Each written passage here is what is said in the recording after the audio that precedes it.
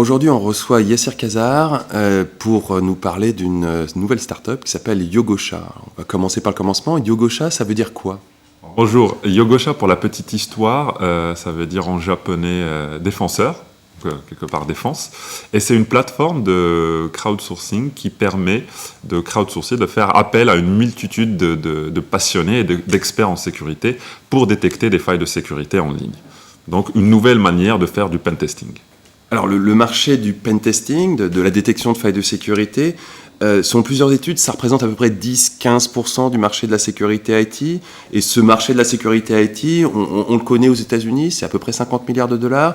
Il y a des études assez sérieuses qui montrent que ça sera à peu près 35 milliards de dollars en Europe d'ici 3 ans. Ce qui veut dire grosso modo que vous attaquez un marché qui est de l'ordre de 5 milliards aux États-Unis, 3 milliards et demi en Europe. Dans la zone MENA, on ne sait pas très bien, il n'y a pas suffisamment d'études pour être catégorique.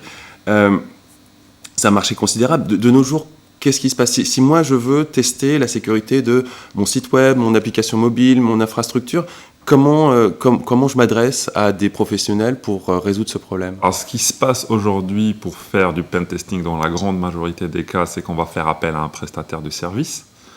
C'est la démarche classique et cette démarche-là, elle n'est pas sans inconvénient.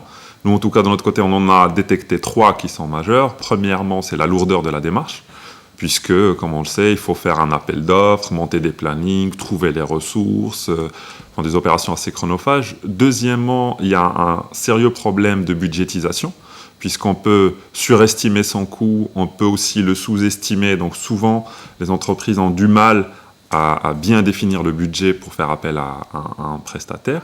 Et puis en dernier lieu, et c'est un point extrêmement important, cette démarche-là représente ce qu'on appelle une garantie de moyens et non pas une garantie de résultats.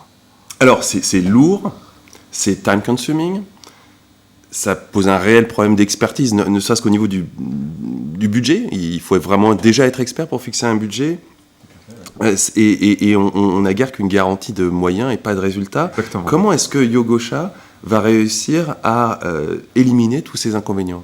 Alors justement, avec Yogosha, c'était vraiment ça l'idée. C'était ce qu'on fait, c'est qu'on propose une plateforme qui va mettre en relation directement les entreprises avec la multitude de passionnés, d'experts qui se trouvent un peu partout dans le monde.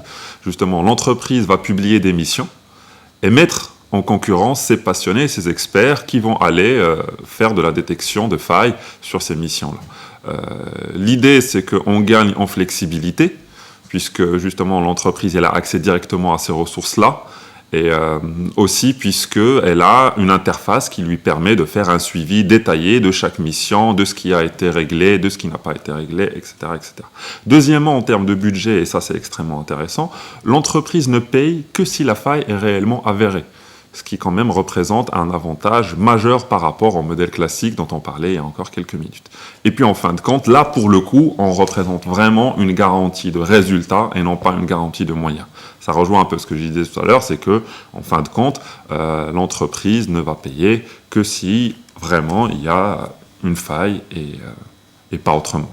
Donc du coup, l'entreprise qui fait appel à Yogosha, d'une part, a plus besoin d'une si grande expertise en matière de sécurité informatique pour commander des tests de sécurité informatique, maîtrise beaucoup mieux son budget, a en face d'elle une véritable garantie de résultats.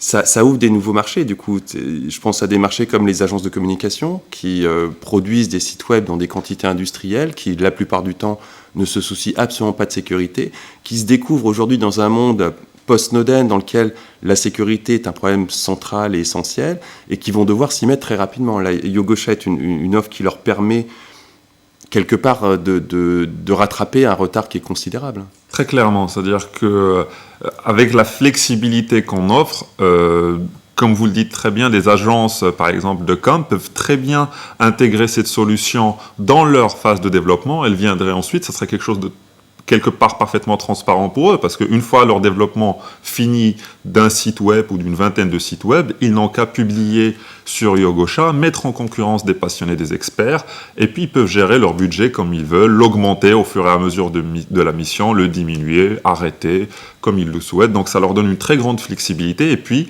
ça fait que cette partie pentest, qui jusqu'à aujourd'hui reste assez obscure pour pas mal de monde, devient quelque chose de transparent et de parfaitement maîtrisable pour les entreprises. Donc aujourd'hui, Yogosha Yogosha, c'est un tout jeune projet, c'est une start-up qui démarre. Quelles sont les étapes qui s'annoncent?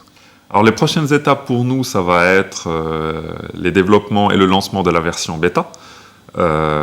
Ensuite, on a toute la partie recrutement des experts et des passionnés pour qu'ils rejoignent la plateforme. Et puis, en dernier lieu, on a toute la partie développement commercial et de partenariat avec soit justement des réseaux de prestataires ou des agences de com.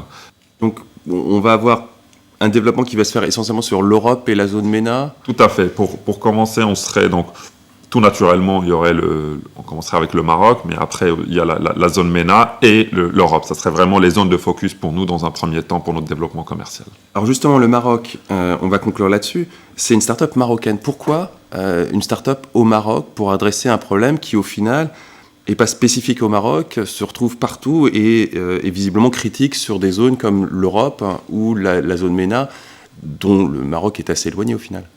Alors tout naturellement, je vais commencer par dire parce qu'on est quelque part, moi le premier Marocain, donc c'est un environnement qu'on connaît très bien. Deuxièmement, parce qu'il y a un vrai engouement pour les startups, pour la culture startup aujourd'hui au Maroc.